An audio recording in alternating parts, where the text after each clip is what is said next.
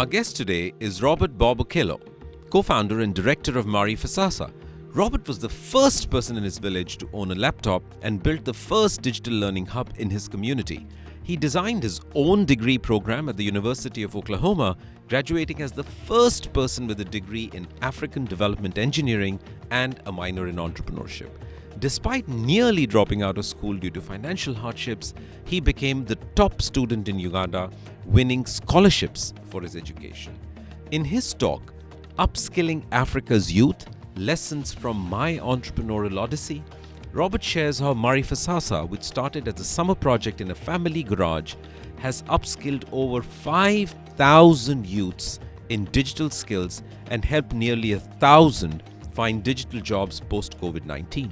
The name Maarifasasa comes from the Swahili words Maarif, which means knowledge, and Sasa, which means now, embodying the mission to make knowledge accessible now.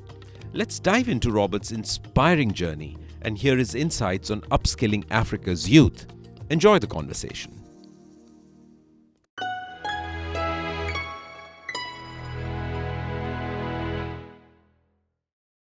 What would you say is the single most important opportunity you ever got? Now picture this. The year is 1994, and deep in a rural village in northern Uganda, a woman is well into her first trimester, finds herself with the weight of a bewildering decision upon herself. It's been nearly 6 revolutions around the sun since she last had a child. This is clearly an unexpected pregnancy. Now, her partner is totally opposed to the idea of another child, and her choices couldn't be any harder. Terminate the pregnancy or risk losing the family she has raised till this point. My name is Robert Bob Okello, and I believe the most significant opportunity I ever got was a chance at life. You see, that woman was my dear mother, and I was that unborn child. Mark Twain once said that the most important days in your life are the days you are born and the days you find out why. I just celebrated my 29th birthday exactly 2 weeks ago. And I understand why Mark Twain would accord such significance to the day of one's birth. However, the journey of finding out why has been one with many turns and twists. One of such key influential moments for me was in 2002, when I sat in front of a computer for the very first time. I will never forget the sight of that 1998 Dell CRT VGA monitor, the trackball mouse, and the keyboard. You see, it would be another 9 years later before I would interact with this mysterious machine again. After almost dropping out of school, I had gotten a life-changing scholarship opportunity to attend Light Academy Boys Secondary School in Kampala. I fell madly in love with computer studies. It was easily my favorite subject. I would later on go to attend the United World College Red Cross Nordic in the fields of Western Norway. This was another life-altering opportunity for me. In the summer of 2014, I returned to my rural birthplace district of Lira in northern Uganda after a year in Norway. With me was my most prized possession, a laptop computer. You see, the school had leased me a computer to use for the 2-year intense IB diploma program, because I didn't have one when I joined the school. And in the neighborhood of close to 7,000 inhabitants, having the only laptop made me a village hero. It was the stuff of legend. And in just 3 days, word would spread across the entire village about my unexpected return, signaling the beginning of a journey I hadn't really comprehended. You see, I was raised with the mantra that to whom much has been given, much is expected. and I quickly assumed the role of a computer instructor during my summer breaks, offering free lessons to my eager peers. As they learn to navigate Microsoft Word, Microsoft Excel, PowerPoint, their excitement really fueled my passion. However, the bittersweet reality of each summer's end loomed large, knowing that my friends would have to wait another year or even two before they could continue learning whenever I came home with a laptop weighed heavily on me. And the struggle, I believe, mirrors that of many youth across Africa today who are lacking opportunities, but they have so much talent. And all they need is an opportunity and a sense of direction. In the summer of 2016, while on a study trip to Italy, I would see the struggle play out at a whole new level. I remember walking on the streets, the cobblestone streets of Rome, and my eyes were opened to a very harsh reality. I saw and interacted with fellow young people, much like myself, whose eyes reflected stories of despair and loss. Many of them were economic, conflict, and climate refugees who had braved dangerous journeys across treacherous seas in rickety boats, lured by the promise of a better life in Europe. Instead, they found themselves stranded, their dreams shattered against the cobblestone pavements of a foreign land. My heart ached as I listened to their stories. Each tale was a mosaic of hope, courage, and disillusionment. You see, according to the Africa Center for Strategic Studies, a total of 1.4 million intercepted border crossings, so in short they refer to as IBCs, of African nationals have been made by the Border Control and Border Patrol of the European Union, Frontex. Okay?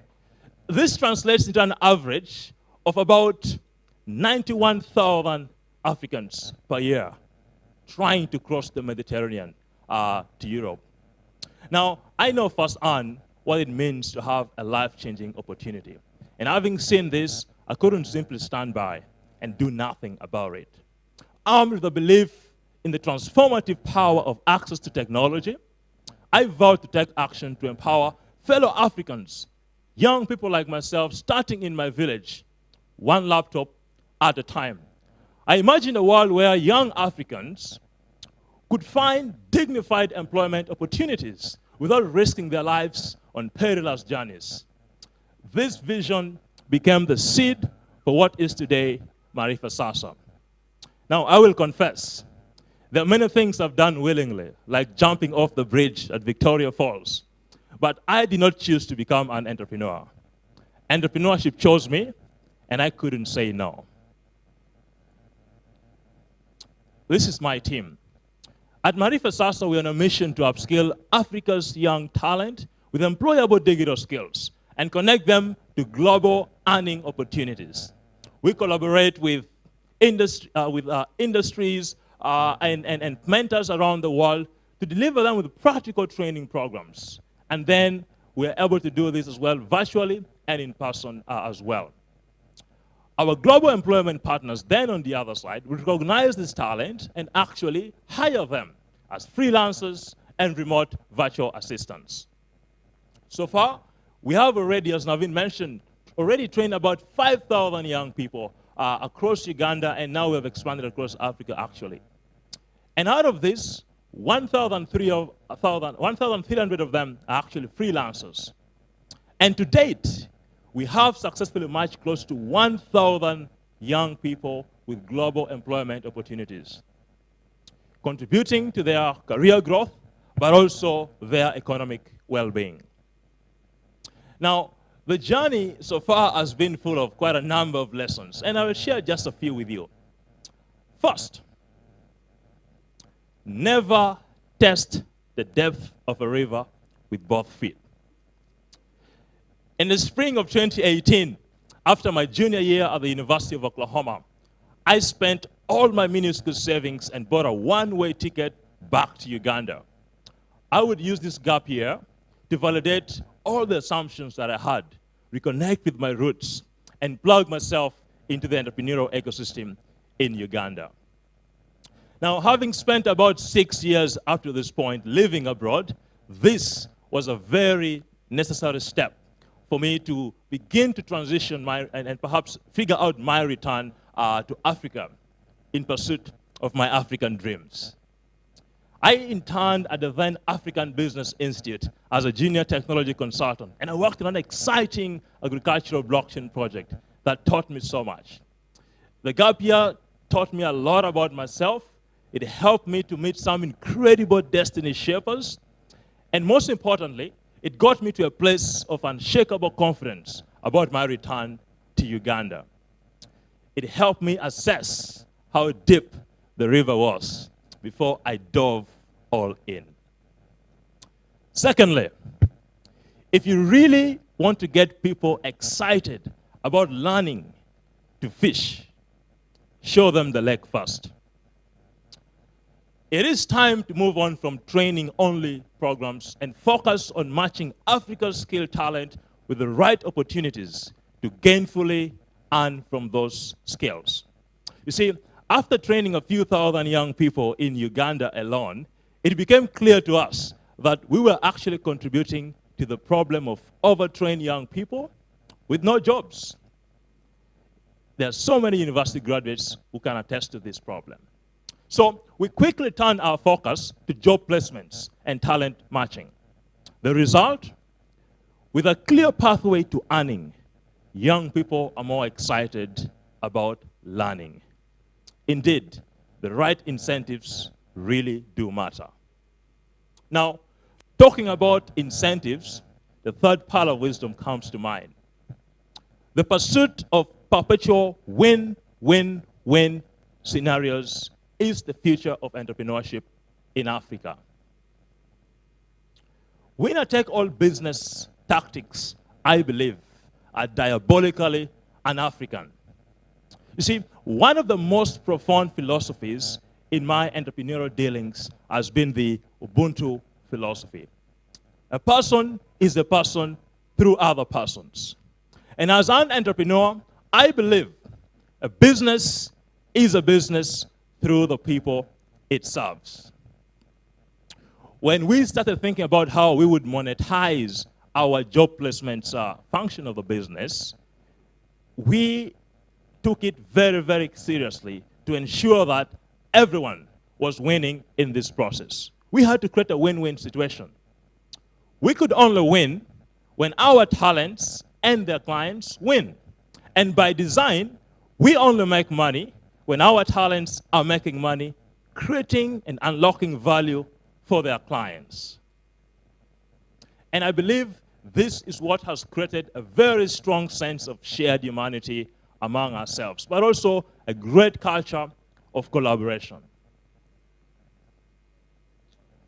This was us at an exhibition last year trying to explain to the president of Uganda what remote work is. Now, I'm going to end with this thought.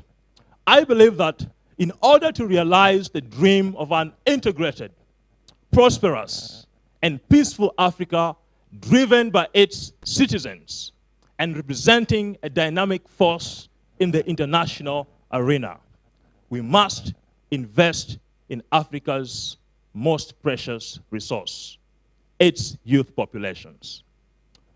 I became a village hero when I got my first laptop. Now, I invite you to join me in ensuring that every young person across Africa becomes their own hero, thriving in the connected global digital economy of today and tomorrow. Apoyo Matek, Asante Sana, Medasi, thank you very much.